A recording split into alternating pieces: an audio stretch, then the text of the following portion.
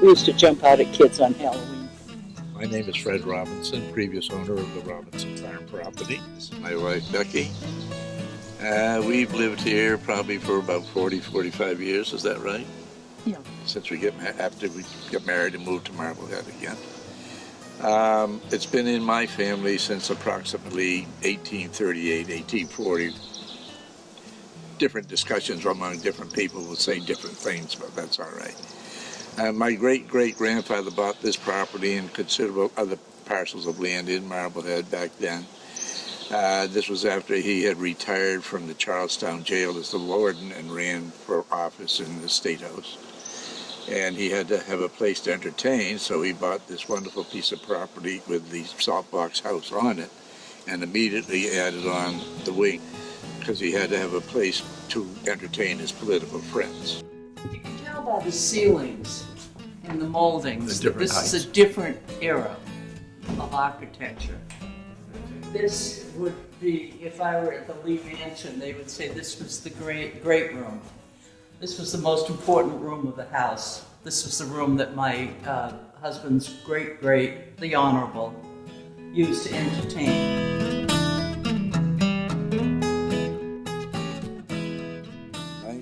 Early 1930s, and I'm not exactly sure of the date, it was in January, the coldest day I ever remember in my life.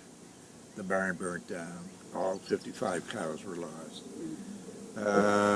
The official reason was that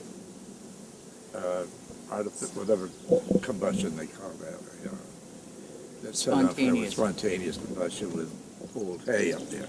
However, the chief of the fire department at that time and a couple of the other firemen had certain evidence that it was a neighbor who had some fights with my uncle about how he was behaving with the cows up here. And that night he came up and set the place on fire.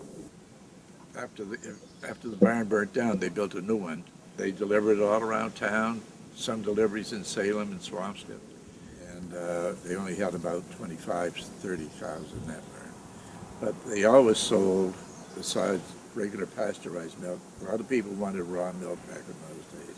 And they delivered raw milk to people who wanted it. They never separated the cream from their milk. Any cream that customers wanted, they had bought and bottled the cream, but they did not separate any of the cream from their milk. There were quite a few apple trees here, and there was a cherry tree, which was a wonderful thing. But when I was a kid, we used to be up in it all the time. There was a peach tree down below here. There was a plum tree down there. Quite a few pear trees lining the driveway, but only strictly for consumption by the family. I never know they sold any of it. Of course, the cows get most of it anyway, so because they love that stuff. I think the biggest change when the school came in was that more and more people wanted to cut through.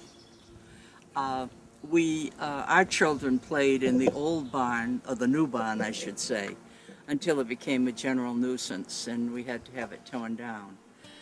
The biggest change probably for us was the football field. We loved to hear the kids yell and scream, and that's about the only thing. Well, the original barn here that had burned down in the early 30s, it doesn't look big enough to hold 55 cows. This was not the whole barn. It extended over both sides and over the back too, so that there was plenty of room for that. This part right in here, along this edge here, was the dairy part, where they'd bottle the milk, wash the bottles, sing songs and keep me awake all morning and stuff like that. The wisteria, which has appeared in many family pictures, has been different sizes.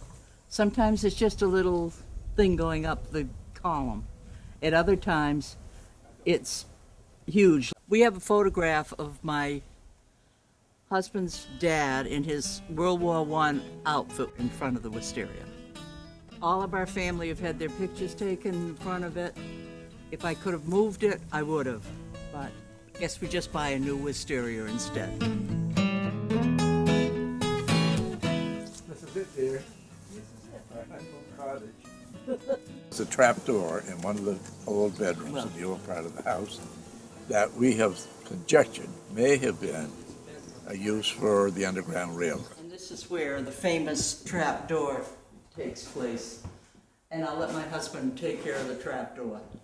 Now, as I say, as we've told everybody, the conjecture about part of the Underground Railroad is something else, but it delves from the fact there's a trap door here, and it goes down into the basement there, where there's an entrance there to it. Behind this fireplace in this closet, there's a space behind the chimney which people could hide in, and then they could go out that side to that door and across the fields to Salem Harbor. So, as I say, we have no actual proof of the fact, but it's just conjecture. Another conjecture which I've had is that years ago, people had cattle in their basements. The trap door could have been to throw hay down to feed them. So, take your pick. Part of the conjecture is that the Honorable Frederick Robinson, who owned this house, bought it, was a abolitionist. He was very prominent in that movement. I think we have papers that we will show you, documents that tell you about the history of a man who was really a very, very forward-thinking man. And that's one of the reasons why we think this could be true. But don't quote us on it. It's only conjecture. Finally, we were the last in the line. My sister-in-law had died. We thought if originally that we would like to renovate the downstairs and make it into our house, in which we would have loved. But it came to the realization is that we didn't know which we'd run out of first, in energy at our age or money. So then we decided that